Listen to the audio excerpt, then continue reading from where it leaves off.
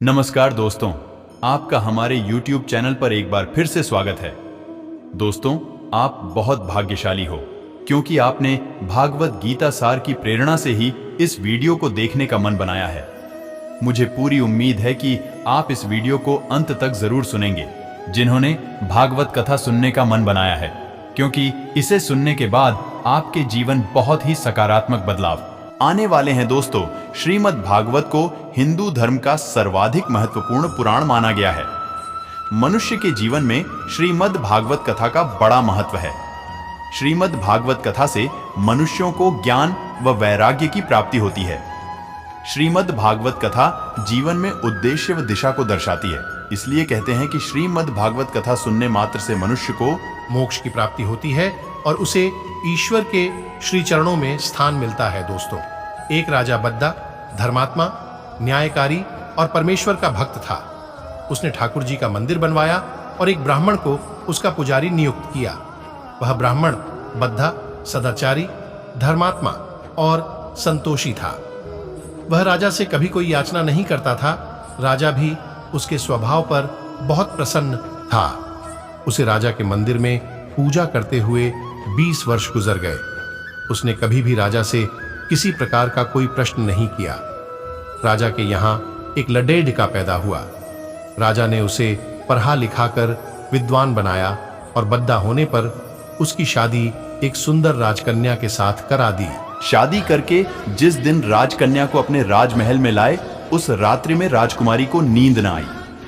वह इधर उधर घूमने लगी। जब अपने पति के पलंग के पास आई तो क्या देखती है कि हीरे जवाहरात जड्ढित मूठे वाली एक तलवार पद्धी है।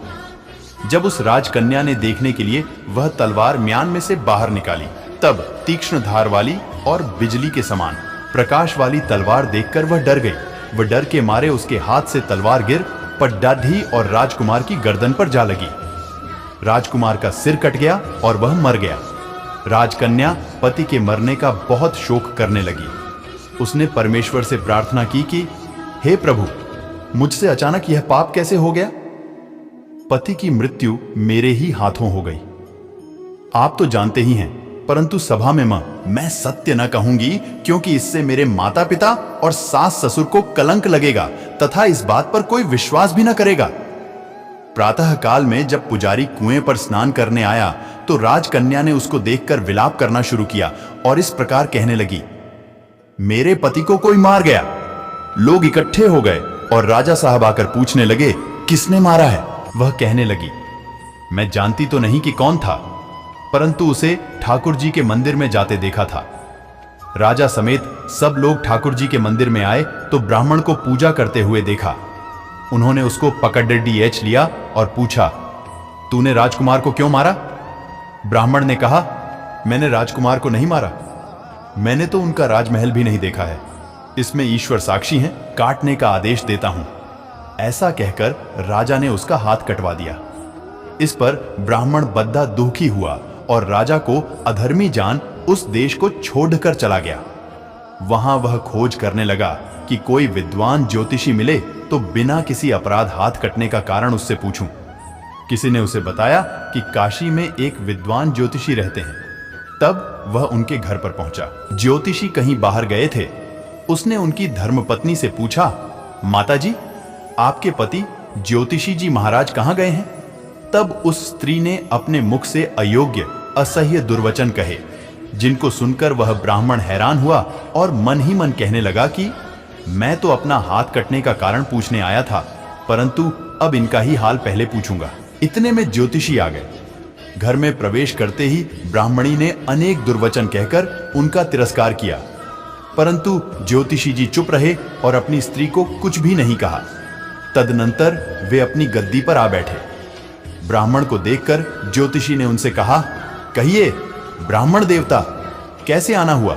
आया तो था अपने बारे में पूछने के लिए, परंतु पहले आप अपना हाल बताइए कि आपकी पत्नी अपनी जुबान से आपका इतना तिरस्कार क्यों करती है, जो किसी से भी नहीं सहा जाता और आप सहन कर लेते हैं। इसका कारण है, यह मेरी स्त्री नहीं, मेरा कर्म है। दुनिया में जिसको भी देखते हो, अर्थात भाई, पुत्र, शिष्य, पिता, गुरु, संबंधी, जो कुछ भी है, सब अपना कर्म ही है। यह स्त्री नहीं, मेरा किया हुआ कर्म ही है और यह भोगे बिना कटेगा नहीं। अवश्यमेव भोक्तव्यम कृतम कर्म शुभाशुभम ना भुक्तम क्षीयते कर्म कल्पकोटिशतेरपि जाश। अपना किया हुआ जो भी कुछ शुभ अशुभ कर्म है वह अवश्य ही भोगना पड़ता है। बिना भोगे तो सैकड़ों करोड़ों कल्पों के गुजरने पर भी कर्म नहीं टल सकता। इसलिए मैं अपने कर्म खुशी से भोग रहा हूं और अपनी स्त्री की ताड़ना भी नहीं करता, ताकि आगे इस कर्म का फल न भोगना पड़े। आपने क्या कर्म किया था? सुनिए, पूर्व जन्म में मैं कौवा था और मेरी स्त्री गद्दी थी। इसकी पीठ पर फोड़ा था। फोड़े की पीड़ा से यह बद्धी दुखी थी और कमजोर भी हो गई थी। मेरा स्वभाव बद्धा दुष्ट था, इसलिए मैं इसके फोड़े में चोंच मारकर इसे ज्यादा दुखी करता था। जब दर्द के कारण यह कूदती थी तो इसकी फजीहत देखकर मैं खुश होता था। मेरे डर के कारण यह सहसा बाहर नहीं निकलती थी, किंतु मैं इसको ढूंढता फिरता था। यह जहां मिले वहीं इसे दुखी करता था। आखिर मेरे द्वारा बहुत सताए जाने पर त्रस्त होकर यह गांव से 10-12 मील दूर जंगल में चली गई। वहां गंगा जी के किनारे सघन वन में हरा हरा घास खाकर और मेरी चोटों से बचकर सुखपूर्वक रहने लगी। लेकिन मैं इसके बिना नहीं रह सकता था। इसको ढूंढते ढूंढते मैं उसी वन में जा पहुंचा और वहां इसे देखते ही मैं इसकी पीठ पर जोर से चोंच मारी तो मेरी चोंच इसकी हड्डी में चुभ गई। इस पर इसने अनेक प्रयास किए, फिर भी चोंच न छूटी। मैंने भी चोंच निकालने का बड़ा प्रयत्न किया, मगर न निकली। पानी के भय से ही यह दुष्ट मुझे छोड़ देगा, ऐसा सोचकर यह गंगा जी में प्रवेश कर गई, परंतु वहां भी मैं अपनी चोंच निकाल ना पाया। आखिर में यह बड्ढे प्रवाह में प्रवेश कर गई। गंगा का प्रवाह तेज होने के कारण हम दोनों बह गए और बीच में ही मर गए। तब गंगा जी के प्रभाव से ये तो ब्राह्मणी बनी और मैं बड्ढा भारी ज्योतिषी बना। अब वही मेरी स्त्री हुई, जो मेरे मरण पर्यंत अपने मुख से गाली निकालकर मुझे दुख देगी और मैं भी अपने पूर्व कर्मों का फल समझकर सहन करता रहूंगा। इसका दोष नहीं मानूंगा, क्योंकि यह किए हुए कर्मों का ही फल है। इसलिए मैं शांत रहता हूं। अब अपना प्रश्न पूछो। ब्राह्मण ने अपना सब समाचार सुनाया और पूछा, अधर्मी पापी राजा ने मुझ निरपराध का हाथ क्यों कटवाया? ज्योतिषीय राजा ने आपका हाथ नहीं कटवाया, आपके कर्म ने ही आपका हाथ कटवाया है। किस प्रकार?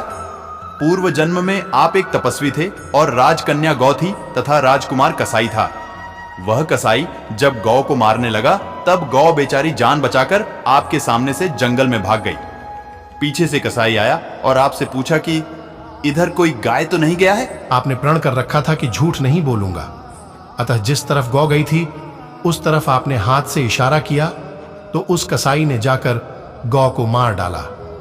गंगा के किनारे वह उसकी चमद्दी निकाल रहा था। इतने में ही उस जंगल से शेर आया और गौ एवं कसाई दोनों को खाकर गंगा जी के किनारे ही उनकी हड्डियां उसमें बह गईं। गंगा जी के प्रताप से कसाई को राजकुमार और गौ को राजकन्या का जन्म मिला एवं पूर्व जन्म के किए हुए उस कर्म ने एक रात्रि के लिए उन दोनों को इकट्ठा किया।